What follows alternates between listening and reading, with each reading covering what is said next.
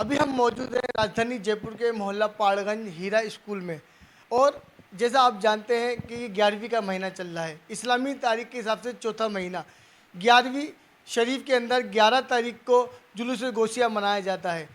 ہمارے ساتھ پوری جانکاری دینے کے لیے موجود ہے محمد قاری شکیل اشرفی صاحب، اور ہم جانیں گے کہ یہ جلوس گوسیہ کیوں نکالا جاتا ہے اور یہ جلوس کہاں سے شروع ہو کے کہاں ختم ہوتا ہے۔ حضرت، ہم سے جاننا چاہیں گے کہ 11 مہینے میں 11 تاریخ کو جلوس گوسیہ کا اہتمام کیا جاتا ہے، اور یہ جلوس گوسیہ کس کی قیادت کے اندر کہاں سے شروع ہوتا ہے اور کہاں اس کا پورا ہوتا ہے۔ نحمدہ نصلی علی رسولہ الکریم، صلاۃ والسلام علیک یا رسول اللہ صلی اللہ علیہ وسلم۔ الحمدللہ، یہ اسلامی سال کا چوتھا مہینہ ہے جسے ربیع الاخر شریف کہتے ہیں، اور اس مہینے کی 11 تاریخ کو پوری دنیا اہل سنت میں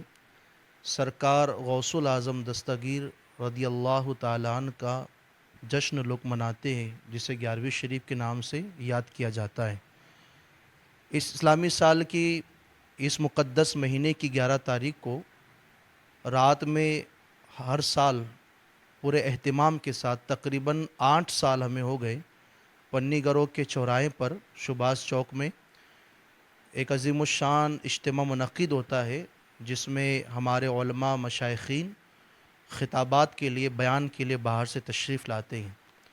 اور دوسرے دن 11 تاریخ کو ظہر کی نماز کے بعد جلوس غوثیہ روانہ ہوتا ہے۔ الحمدللہ اس سال بھی جلوس غوثیہ کل جمعہ کی نماز کے بعد عیدگاہ غوثیہ مسجد کے پاس سے روانہ ہوں گا، جو عامر احسن والے بابا سے ہوتے ہوئے عصر کی نماز ہم لوگ تالہ شریف میں ندی پر ادا کریں گے، اور اس کے بعد مغرب کی نماز انشاءاللہ بابا برہان الدین کی بارگاہ میں ادا کی جائیں گی۔ وہاں پر ذکر الہی، نعت و منقبت، علماء کے بیانات، اور اس کے بعد صلاۃ و سلام اور دعا پر اس جلوس کا اختتام ہوتا ہے۔ اخیر میں سرکار غوثیت مآب رضی اللہ تعالیٰ عنہ کی بارگاہ میں لنگر شریف کے طور پر نذرانہ پیش کیا جاتا ہے۔ لنگر شریف کا اہتمام ہوتا ہے، غوثیت مآب کی بارگاہ میں خراج عقیدت پیش کیا جاتا ہے۔ الحمدللہ اس جلوس کی بڑی برکتیں ہیں، اور 11ویں شریف کی تو بہت زیادہ برکتیں ہیں، اس لیے کہ سرکار غوثیت مآب رضی اللہ عنہ خود فرماتے ہیں، میں نے عبادتوں کے اندر ہر عبادت کو الٹ پلٹ کر دیکھا، تو سب سے بہتر اگر کوئی عبادت میں نے دیکھی تو وہ غریبوں کو کھانا کھلانا ہے۔ اس لیے ہر ولی کے آستانے پر، اور بالخصوص 11ویں شریف میں، سرکار غوث اعظم رضی اللہ تعالیٰ عنہ کا لنگر جاری و ساری ہے۔ قاری محمد شکیل اشرفی صاحب، ہم آپ سے جاننا چاہیں گے کہ جو جلوس غوثیہ ہے یہ کیوں مناتے ہیں، اور ہم آپ سے جاننا چاہیں گے کہ جو غوث پاک ہیں، پیروں کے پیر، پیرانے پیر دستگیر غوث اعظم، ہم جاننا چاہتے ہیں کہ آپ ان کی زندگی میں تھوڑی روشنی ڈالیں۔ جی ماشاءاللہ ماشاءاللہ، پہلے تو عرض کر دوں آپ کے پہلے سوال پر کہ یہ ہمارا جلوس غوثیہ جو ہے الحمدللہ 8 سال سے مسلسل کرونا پیریڈ کو چھوڑ کر یہ جلوس غوثیہ نکلتا ہے، جس کی قیادت سادات اکرام،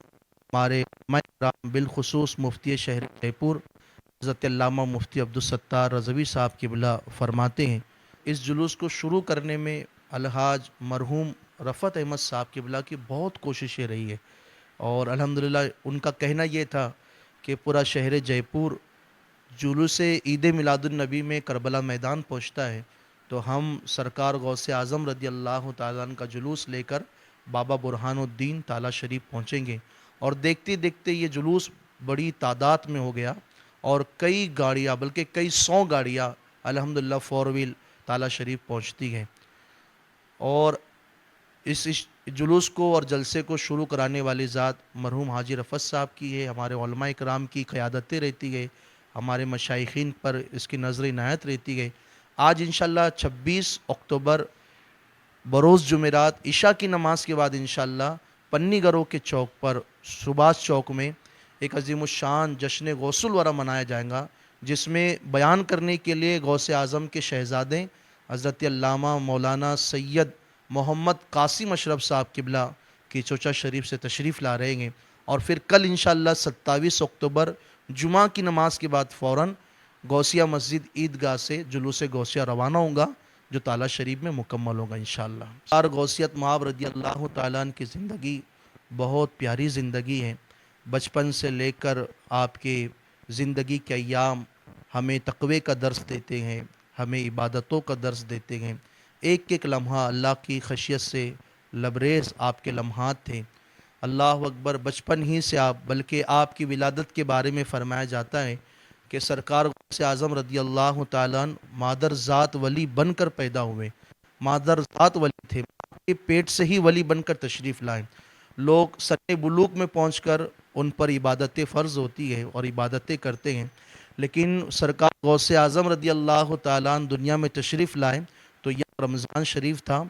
آپ نے ولادت ہی سے ماہ رمضان کے روزے رکھنا شروع کیے تھے۔ یہ پورے جیلان کے اندر مشہور تھا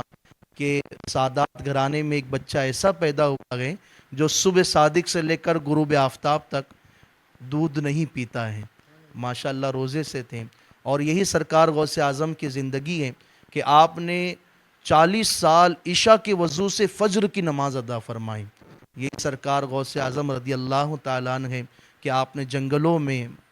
ریاضتیں کی ہے، مجاہدات کیے ہیں، اللہ کی رضا کے لیے زندگی گزاری گئے۔ سرکار غوث اعظم رضی اللہ تعالیٰ عنہ کی بڑی شان ہے، بڑی شان گئے۔ ہمیں چاہیے کہ ہم ان کے نقش قدم پر چلتے ہوئے مخلوق کے بھلائی کے بارے میں سوچیں، انسانیت کے بارے میں سوچیں، اپنے اللہ سے اپنے رشتے کو مضبوط کرنے کی فکر کریں۔